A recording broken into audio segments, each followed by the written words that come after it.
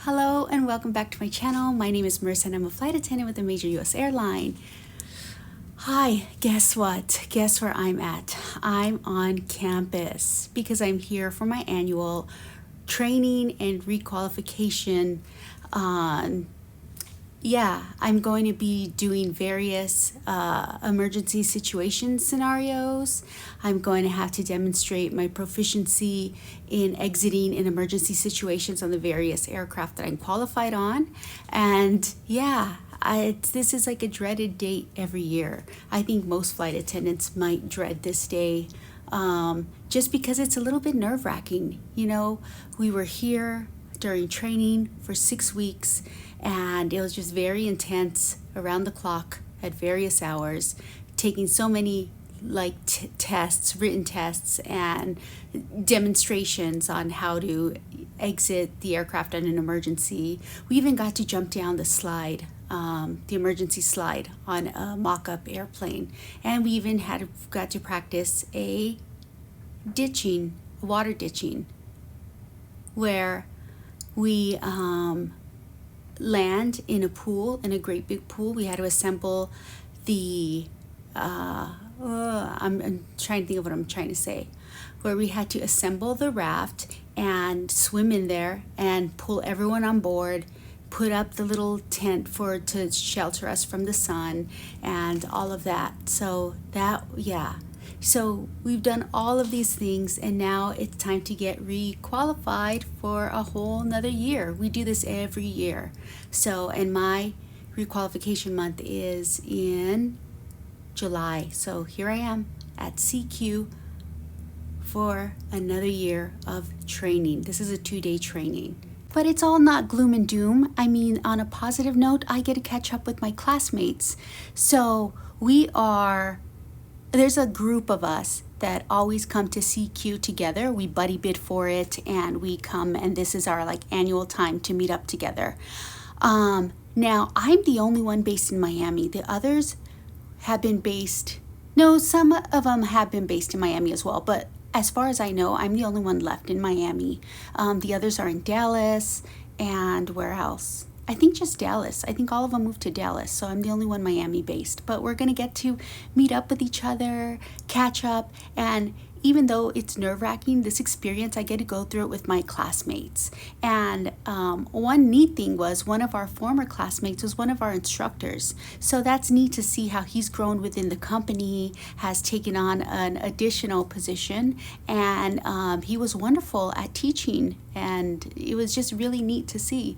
So I am in the hotel on the property on campus, and this hotel is so beautiful. They have so many nods to aviation, pictures, art, little quaint study spaces for you to practice and study and in all of that good stuff. But anyways, let me do a room tour now. So there we go. There is the front door, closet space, coffee and tea maker, Keurig,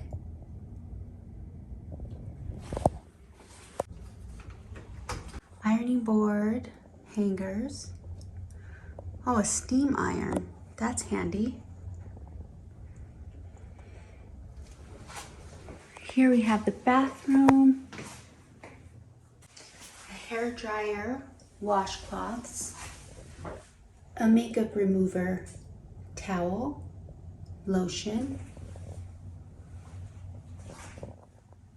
soap, shower with hair products and body wash. We come out here and see there's little touches around the hotel. Little aviation touches. This is a seatbelt.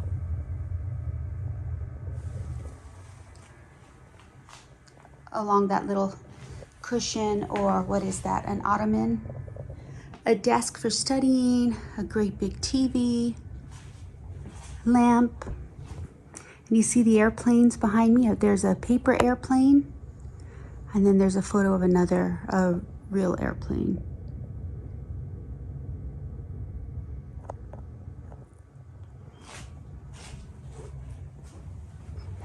And then here's our view. The campus is very beautiful. It's very lush, very green.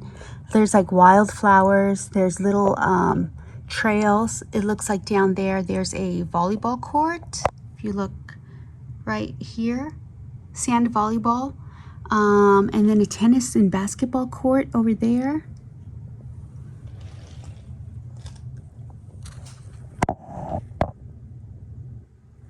And they even have bicycles here, so you can bicycle from one campus to the other.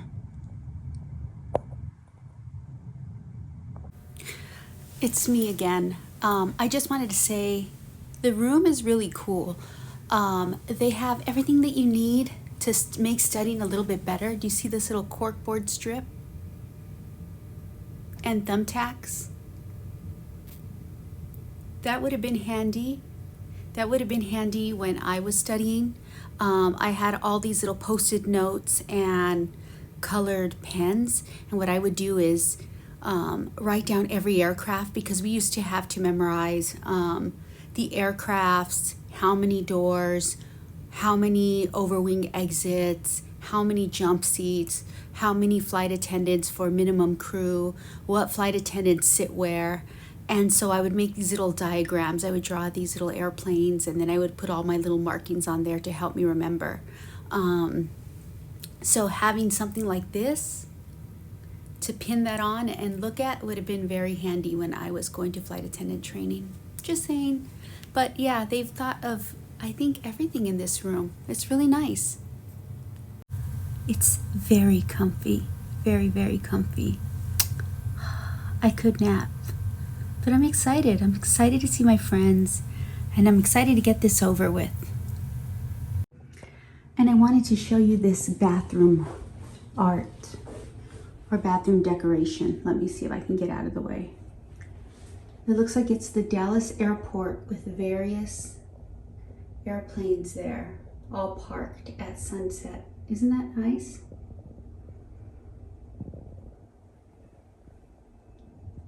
I don't know if you can tell. I'm trying to make it the best I can.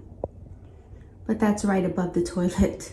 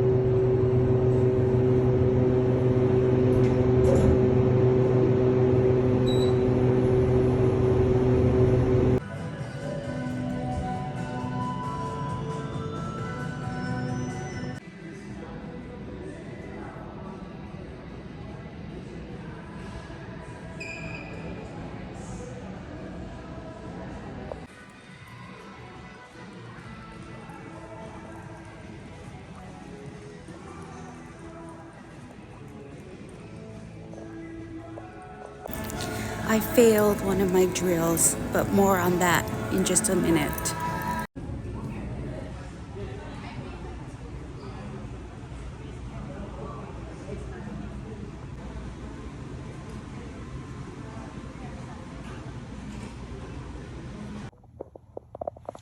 I bought this for dinner. It's a grilled cheese and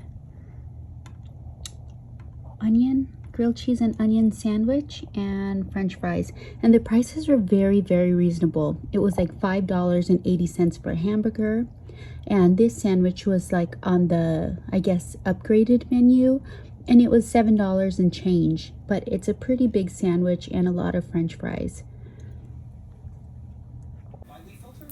Okay, so my requalification training went, I was gonna say well, but the truth is there are 4 aircraft drills that we have to pass the emergency procedures on, and I failed one of them. I took 3, I completed 3, but 1 I failed because I was saying the wrong thing.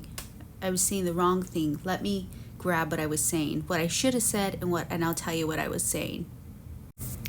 So I failed the Boeing 737 forward entry land evacuation.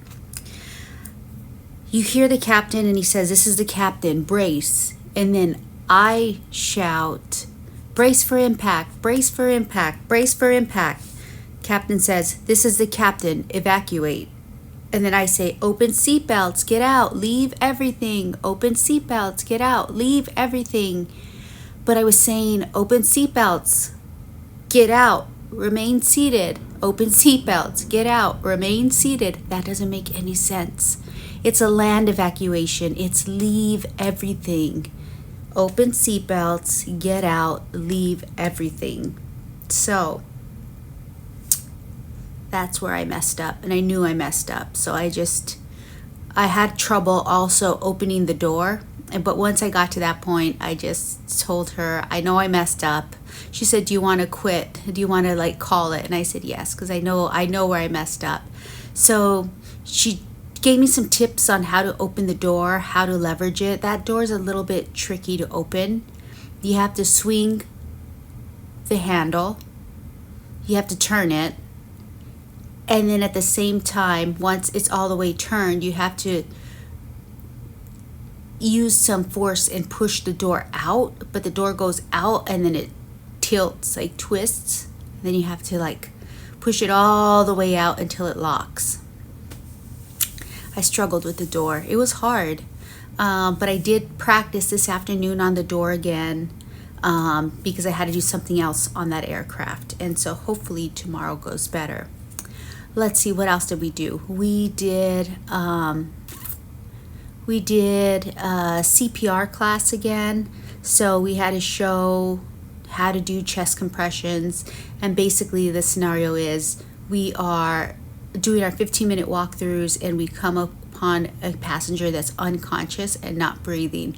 And then we jump into our mode of what we do. You know, one of the flight attendants does chest compressions while the other one goes and grabs the AED and gets the AED set up. So while the person's doing chest compressions, they never stop with the chest compressions. So you're doing chest compressions, the other flight attendant is setting up the AED, and then we're waiting for the AED to recommend whatever it is that it's going to detect and recommend, whether it's delivering a shock or just delivering a shock or no shock necessary. So that's what we did that. And yeah, doing CPR really wears you out. And then the other person, the person that gets I'm all over the place. The person that gets the AED is also the person that delivers the breaths, the 2 breaths. So it's 30 chest compressions and 2 breaths. But if she's not ready for those breaths, you keep doing chest compressions nonstop. So that was the last thing that we did. That was the last task of the day, and that was a nerve-wracking one. My partner was really nervous about doing this one. It's nerve-wracking. This is nerve-wracking. The drills are nerve-wracking. And then we had some classes on some other stuff. Tomorrow, I believe we fight a fire, so that should be interesting. They have this new like fire chamber where it simulates. It's a simulation, but using real fire in like a mock aircraft. So we got to see what that looks like on the video today. Tomorrow we'll have a presentation and we'll actually get to fight a fire in it. So that should be exciting. And that's it. So that's how my day was. Not happy that I failed one in my aircraft, but tomorrow I'll need to pass it. And tomorrow I finish this training, and then I'll fly back home, and then the next day I start a 3-day trip. So that's it. That's all for this video. I'm in Dallas for training. If you enjoyed this video, please give me a thumbs up, and to see new videos about my life as a flight attendant, then please make sure you hit the subscribe button right there. All right, until next time. Bye guys.